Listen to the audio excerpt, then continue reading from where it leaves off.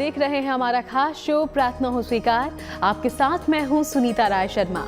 भगवान शिव का परम धाम केदारनाथ, जहां भगवान शंकर स्वयंभू शिवलिंग स्वरूप में विराजमान हैं। इनके दर्शन कर शिव भक्त जन्म जन्मांतर के बंधन काट कर मोक्ष का वर पाते हैं। लेकिन भगवान केदारनाथ शीतकाल में अपने इस दरबार में दर्शन नहीं देते, क्योंकि बर्फबारी की वजह से मंदिर के कपाट बंद हो जाते हैं। ऐसे में भगवान केदार की डोली ऊखीमठ के लिए रवाना हो जाती है। इसकी पौराणिक मान्यता भगवान राम के पूर्वज राजा मंधाता से लेकर भगवान शंकराचार्य और भगवान कृष्ण के पौत्र अनिरुद्ध से भी जुड़ती है। देखिए।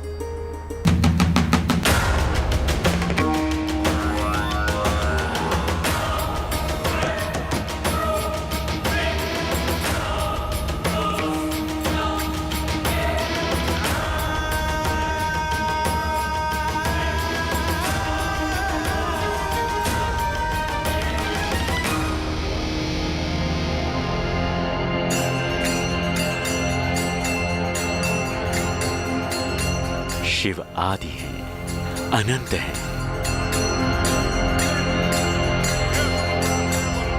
शिव बैरागी हैं, इसीलिए सनातन परंपरा में शिव के परम धाम पर्वतों पर ही मिलते हैं। हिमालय से लेकर हिंद महासागर तक और अरब खाड़ी से लेकर बंगाल की खाड़ी तक भगवान शंकर 12 ज्योतिर्लिंग स्वरूप में शिव भक्तों को दर्शन देते हैं, उनके कष्ट हरते हैं।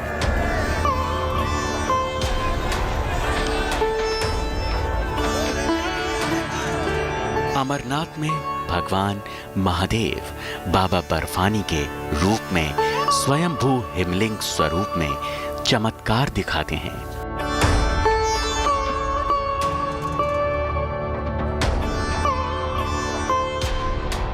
तो काशी में मां गंगा के साथ विराजमान होकर काशी के कण कण को शंकर कर जाते हैं।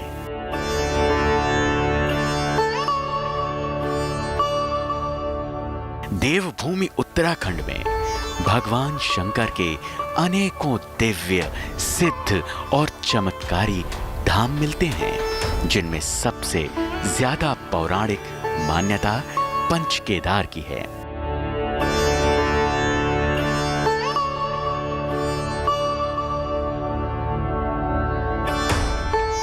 पौराणिक कथा कहती है कि महाभारत काल में पांडवों ने भगवान शंकर की कृपा पाने के लिए उनके दर्शन की इच्छा की थी, लेकिन भगवान शंकर ने दर्शन देने से इनकार कर दिया।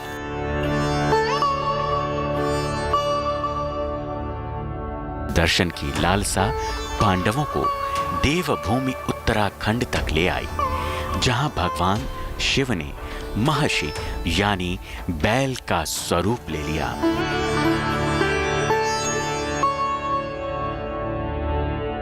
लेकिन भीमराज के शक्ति प्रदर्शन पर भगवान शिव भूमिगत हो गए। मान्यता है कि पशुपतिनाथ से लेकर उत्तराखंड के पंच केदार में भगवान शंकर ने अलग अलग स्वरूप में दर्शन दिए। केदारनाथ के शिवधाम में भाई दूज के बाद शिवधाम के कपाट विधि विधान के साथ बंद कर दिए जाते हैं।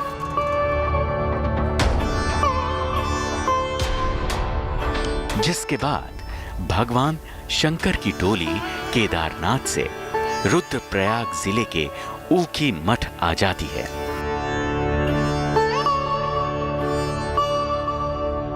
भगवान केदारनाथ की शीतकालीन गद्दी ऊखीमठ जगत गुरु शंकराचार्य ने इस मठ की स्थापना इसलिए की थी कि शीतकाल के लिए जब भगवान केदारनाथ के कपाट वहां बंद होंगे तो पंच केदार की शीतकालीन पूजा, सेवा, राग सारी यहाँ पर होंगे। और इसके साथ ही जैसे ही यम द्वितीया यानी भाई दूज के समय भगवान केदारनाथ के कपाट बंद होते हैं तो वहाँ की उत्सव मूर्ति डोली के साथ 3 दिन में यहीं पहुँचती है। यानी लाभ पंचमी से लेकर अक्षय तृतीया के आसपास तक, जब तक केदारनाथ मंदिर के कपाट नहीं खुलते, तब तक भगवान केदारनाथ यहीं विराजते हैं, उनकी सेवा यहीं होती है। और ये वो जगह है जहां मंदाकिनी घाटी के इस तरफ ऊखीमठ है और उस तरफ सामने देखें गुप्त काशी, भगवान उत्तर के काशी विश्वनाथ, उनका मंदिर यहाँ पर बिल्कुल ऊपर शिखर पर है। और घाटी के इस तरफ ऊखीमठ है जहाँ ओंकारेश्वर मंदिर है। ओंकारेश्वर मंदिर वहाँ जहाँ पंच केदार शीतकालीन अवस्था में यानी शीत ऋतु में यहीं पर विराजित होते हैं। जैसे ही पांचों केदार के कपाट बंद होते हैं, उत्सव मूर्तियां यहीं आती हैं और इसके साथ ही बाबा केदारनाथ यहीं विराजित होते हैं।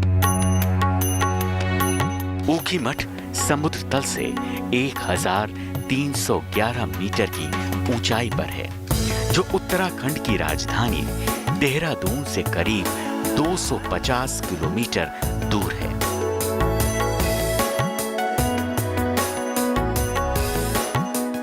ऊखीमठ न केवल प्रथम केदार भगवान केदारनाथ बल्कि द्वितीय केदार भगवान मध्य महेश्वर का शीतकालीन गद्दी स्थल भी है।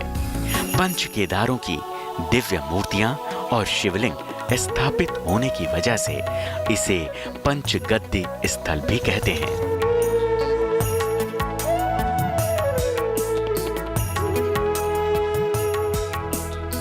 ऊखीमठ आने वाले भक्त सदियों से इस दिव्य सिद्ध पीठ को उषा, भगवान शिव, देवी पार्वती, अनिरुद्ध और मानधाता को समर्पित मानते रहे हैं और यहाँ इन्हीं प्राचीन मंदिरों के दर्शन के लिए आते रहे हैं। ऊखीमठ को सदियों से शिव भक्त शीतकालीन केदार के रूप में पूजित मानते आए हैं। लेकिन भगवान शंकर के इस धाम का नाम ऊखीमठ पड़ा कैसे? इसके पीछे की पौराणिक कथा भी काफी रोचक है, जो द्वापर युग में भगवान कृष्ण के पौत्र अनिरुद्ध और वाणासुर की पुत्री उषा से जुड़ती है। मान्यता है कि दोनों ने इसी स्थान पर विवाह किया था। इस धाम की स्थापना भी आदि शंकराचार्य ने ही की थी, जहां शीतकाल में पंच केदारों के कपाट बंद होने के बाद उत्सव की डोलियां पहुंचती हैं और पूरे शीतकाल तक भगवान शिव की पूजा सेवा पुरातन और पौराणिक परंपरा की तरह ही की जाती है।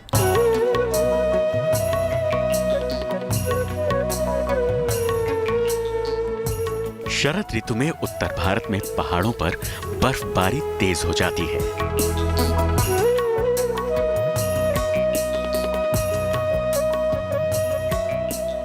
दीपावली के समय से ही पहाड़ियां बर्फ की सफेद चादर से ढक जाती हैं। इसीलिए ऊंचाइयों पर स्थापित धामों में पूजा अर्चना कठिन हो जाती है, जिससे देवों की डोलियां नीचे लाई जाती हैं और शीतकालीन गद्दी स्थान में देवों की पूजा अर्चना शास्त्रोक्त विधि विधान से संपन्न की जाती है। रुद्रप्रयाग के ऊखीमठ चारों ओर से हरियाली से हरा भरा है। ऊखीमठ के ओंकारेश्वर मंदिर की मान्यता केदारनाथ धाम के समकक्ष ही है। केदारनाथ मंदिर बर्फ से सर्दियों में ढक जाता है तो देवता ओंकारेश्वर मंदिर में लाए जाते हैं और यहीं ओंकारेश्वर धाम में उनकी पूजा अर्चना सेवा होती है। इस मंदिर में केवल भगवान केदार ही नहीं बल्कि पंचम केदार में से एक भगवान मध्य महेश्वर मंदिर के देवता को भी लाया जाता है और जाड़ों के दौरान उनकी पूजा होती है। मंदिर का नाम ओंकारेश्वर कैसे पड़ा? इसके पीछे की पौराणिक कथा मर्यादा पुरुषोत्तम भगवान राम के पूर्वज राजा मानधाता से संबंध रखती है। पौराणिक मान्यता है कि राजा मानधाता का जन्म इक्ष्वाकु वंश में हुआ था। राजा मानधाता ने पूरी पृथ्वी पर शासन किया था। इसी कारण से मानधाता को पृथ्वीपति के नाम से भी जानते हैं। माना यह भी जाता है कि सतयुग में राजा मानधाता ने भगवान शिव के दर्शन के लिए इसी स्थान पर 12 सालों तक एक पैर पर खड़े होकर कठोर तपस्या की थी, जिससे भगवान शिव ओंकार ध्वनि स्वरूप में प्रकट हुए। इसीलिए मंदिर को ओंकारेश्वर का नाम मिला, जिसका जिक्र स्कंद पुराण के केदार खंड के 19वें अध्याय में मिलता है। यह हिमालय के दिव्य श्रृंखलाओं में उपस्थित महाराजा मानधाता जी की तपस्थली। महाराजा मानधाता जी सूर्यवंशी राजा युनासु जी के पुत्र हुए। इस स्थान पर उन्होंने 12 साल तक भगवान शंकर जी के लिए कठोर साधना करी। महादेव आपके तप से प्रसन्न हुए और भगवान शिव ने अपने प्रणव रूप ओमकार में इस स्थान पर दर्शन दिया। यह ओमकारेश्वर के नाम से प्रसिद्ध हुआ। यह जो स्थान है, केदारनाथ जी की शीतकालीन पूजा, केदारनाथ जी के गद्दी के स्वरूप में यहाँ पर भगवान शिव का दिव्य भव्य स्थान। इस स्थान को पंच केदार की गद्दी का महत्व दिया गया है। केदारम मध्यमम तुंगम तथा रुद्रालयम प्रियम कल्पकम च महादेवम सर्व पाप प्रणाशनम।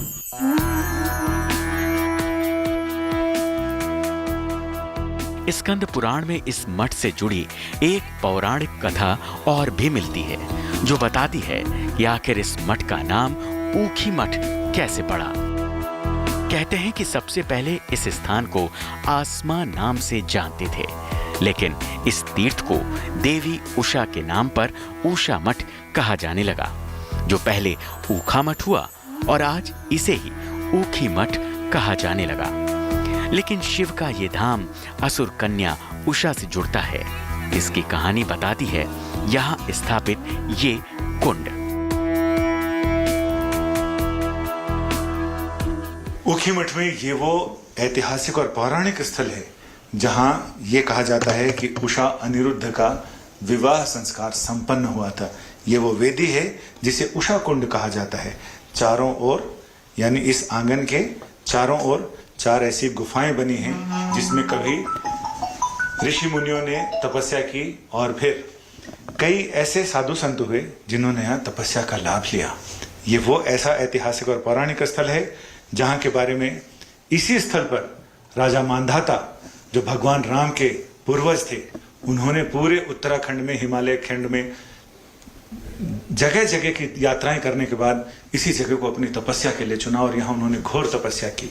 यहीं उषा और अनिरुद्ध का पाणी ग्रहण संस्कार हुआ, यानी भगवान कृष्ण के पोते और उषा जो एक दैत्य की असुर की पुत्री थी, लेकिन उन दोनों का विवाह संस्कार यहीं संपन्न हुआ और यही वो जगह है जहां जगत गुरु शंकराचार्य ने यह तय किया कि भगवान केदारनाथ की शीतकालीन सेवा पूजा इसी जगह होगी, क्योंकि यहाँ की ऊर्जा अजस्र है, ऐसी पावन, ऐसी अद्भुत, जिससे आने वाली पीढ़ियां, आने वाली सदियां हमेशा ऊर्जा ग्रहण करती रहेंगी।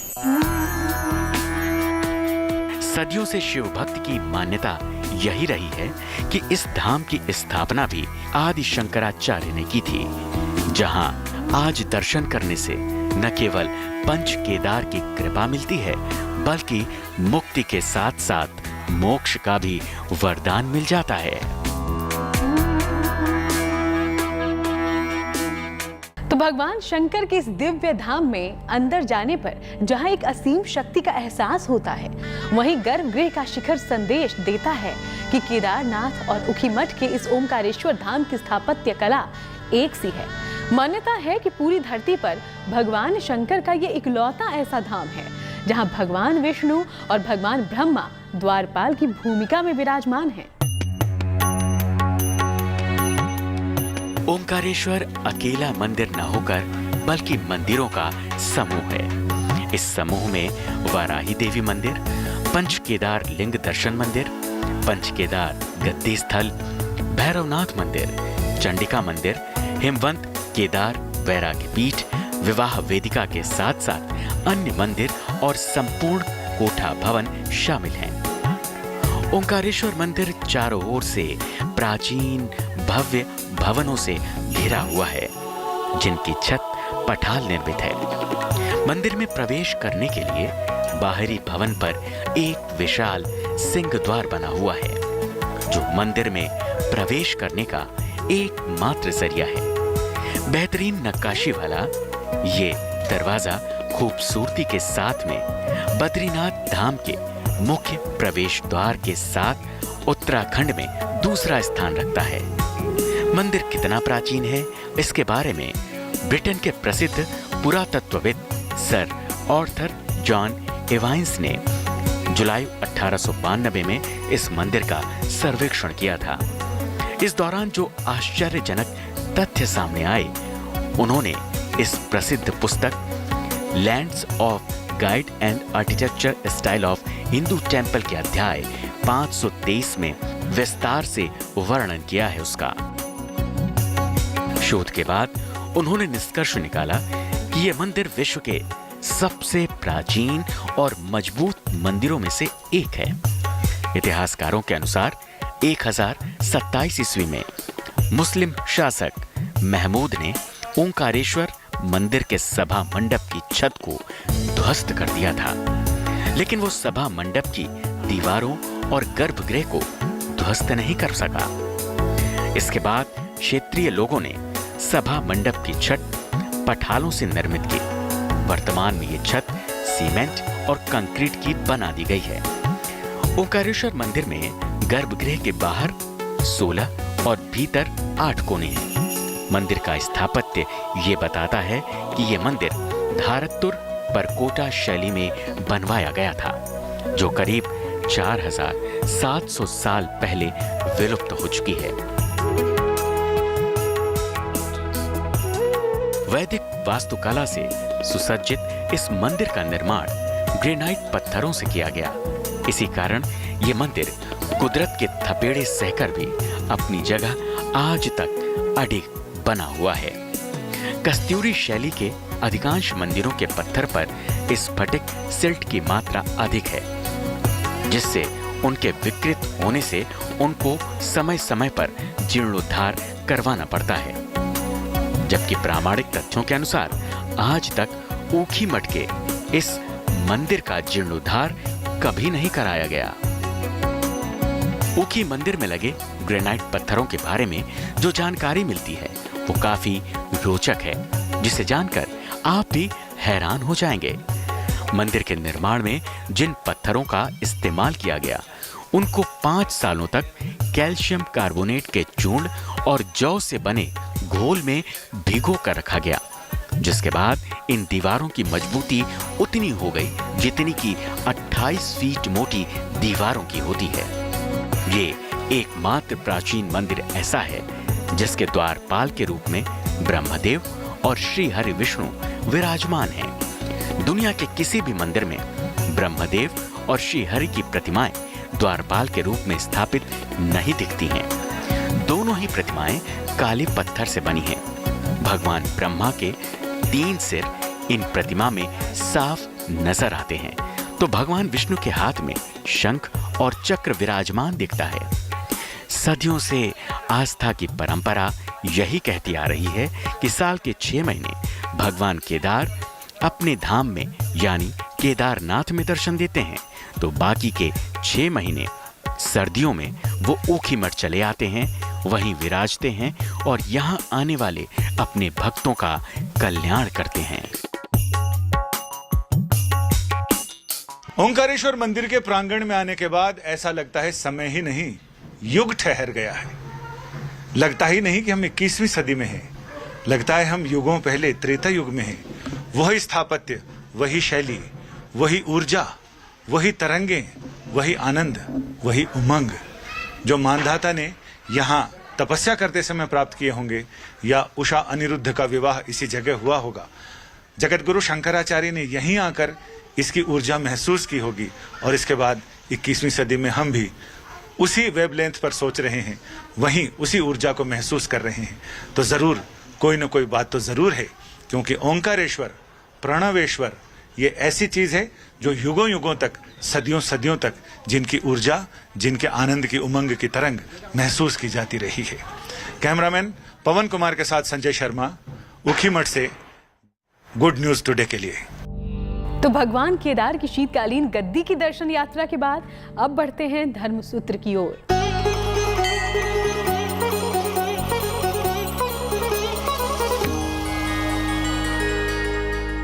कपड़ा का सिलाई का मतलब है कि कपड़े को ही बंधन में रखा जाता है। चूँकि उसका कोर बांधा जाता है, उस पर सिलाई होता है, हाथ को बांधा जाता है, तो हर कोने में वो बंधन सूत से मशीन से बनता है या हाथ से बनता है, तो वो कपड़ा जो है उसको अपवित्र माना गया है बंधन युक्त कपड़ा होने के चलते। और आप देखिए, जब मृत आदमी का श्मशान में जब जाता है तो उस समय भी उसको फुल पैंट और अंगा से पिन्हा के नहीं जलाता है, उसको एक फतोही बने कफन टाइप का कपड़ा दिया जाता है ताकि वो बंधन से मुक्त हो जाए, यहाँ का मोह से मुक्त हो जाए। तो देवता के पास इसलिए लोग पूजा करते हैं उत्तरी और वस्त्र पहन करके, वस्त्र रूप वस्त्र पहन करके, ताकि हमको कोई भी सांसारिक बंधन का वस्तु बांध के नहीं रखा हो। इसीलिए सिलाया बंधन कपड़ा जो होता है वो एक प्रकार का बंधन होता है, और आप जब बंधन से ही मुक्त नहीं हुए तो आप पूजा क्या कीजिएगा। इसीलिए पूजा में बिना सिला हुआ कपड़ा का ही प्रयोग करने का विधान है। तो प्रार्थना हो स्वीकार के आज के इस सफर में फिलहाल इतना ही। दोबारा आपसे मुलाकात होगी, करेंगे एक दिव्य धाम के दर्शन। तब तक हर अच्छी खबर के लिए जुड़े रहिए गुड न्यूज टुडे के साथ।